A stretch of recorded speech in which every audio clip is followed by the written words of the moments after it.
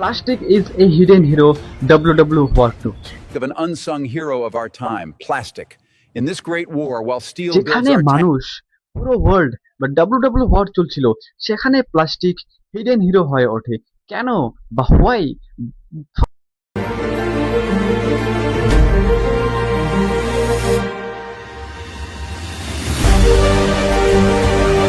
সাল ছিল 1862 সাল। এই ব্যক্তি প্রথম প্লাস্টিক আবিষ্কার করেন, নাম দেয় পার্কিনিস। কিন্তু এই প্লাস্টিক কয়েকটা ক্ষেত্রে ব্যবহার করতে সমস্যা ছিল, কারণ এই প্লাস্টিক কয়েকটা কি অল্পটুকে ভেঙে যেত এবং দাম বেশি ছিল আর প্রোডাকশন কম। এই কারণে প্লাস্টিক কয়েকটা ক্ষেত্রে মাত্র ব্যবহার করা হতো, যেমন কি 1 নাম্বার দেখি গয়না, চিরুনি আর বোতাম, এই 3টা ক্ষেত্রে প্লাস্টিক ব্যবহার করা হতো এবং তার প্রোডাকশন কম আর দাম বেশি বলে এই প্লাস্টিক বা এই আইডিয়া একটা ফেলিয়ার হিসেবে পরিচিত হলো। কিন্তু তার কয়েক বছর পরে শুরু হলো আসল গেম, প্লাস্টিক প্রোডাকশন। 1907 সালে লিও ভিক্ল্যান্ড নামের ব্যক্তি আরেক প্লাস্টিক আবিষ্কার করেন, নাম দেয় ভিক্ল্যান্ড। এই প্লাস্টিক বা এখান থেকে শুরু হলো মডার্ন রেভলিউশন বা মডার্ন প্লাস্টিক রেভলিউশন। এটা ছোট আবিষ্কার 1862 সালে শুরু হয় এবং আজকের জীবনে আমাদের কাছে প্লাস্টিক ছাড়া চলা বা একটা কল্পনা বা একটা স্বপ্নের বিষয়। এই প্লাস্টিক, এই ভিক্ল্যান্ড নামের প্লাস্টিক প্রথম ব্যবহার করা হয় ইউনাইটেড স্টেটে, বিশেষ করে নিউ ইয়র্ক শহর, কারণ নিউ ইয়র্ক শহরে সবচেয়ে প্রথম ইন্ডাস্ট্রিয়াল প্রোডাকশন শুরু হয় বা গ্রোথ হওয়ার শুরু করে। তাই এই প্লাস্টিক 1 নাম্বার। এই প্লাস্টিক ইলেকট্রিক পাস করতো না এবং আর ছিল খুব স্ট্রং।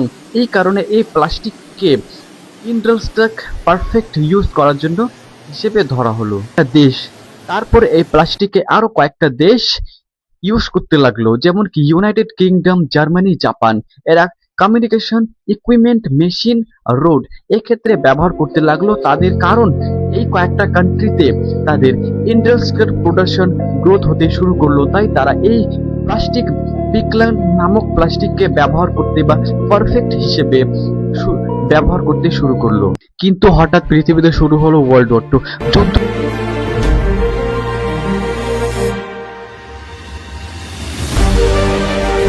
শুরু হতেই পুরো সাপ্লাই চেইন ভেঙে পড়লো, নো মেটেরিয়াল, নো প্রোডাকশন। এই জন্য যুদ্ধের জন্য সব কোম্পানি বন্ধ হয়ে যায়। আর যে কোম্পানি প্লাস্টিক বানাচ্ছিল সেই কোম্পানি সুইচ করে পার্টস, অস্ত্র যুদ্ধের অস্ত্র parts, equipment, military equipment parts বানাতে। যুদ্ধের কারণে জাহাজ ডুবে যাচ্ছিল, ট্রান্সপোর্ট রিস্ক। এই সময় সাপ্লাই কমে যায় এবং ডিমান্ড বেশি বেড়ে যায়। তবু মানুষের কাছে প্লাস্টিক ছিল খুব ইম্পর্টেন্ট, কারণ অন্য মেটেরিয়াল একদমই ফেল করছিল। টেল হেভি, উডেন উইক, গ্লাস বার পেল্ক, কিন্তু প্লাস্টিক ছিল লাইট উইথ, খুব স্ট্রং এবং ইলেকট্রিক সেফ।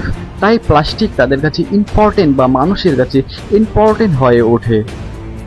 তাই প্লাস্টিক যুদ্ধের সময় হয়ে গেল হিডেন হিরো।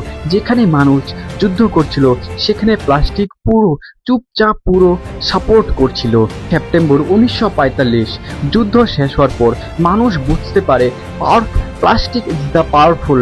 তারপরে শুরু হলো মাস প্রোডাকশন। সেখান থেকে প্লাস্টিক আমাদের আজকে লাইফে এভরিডে লাইফ প্লাস্টিক ইনভলভ আছে আমাদের লাইফে। এক একটা সেকেন্ড বা এক একটা মিনিটে আমাদের প্লাস্টিক ইনভলভ আছে।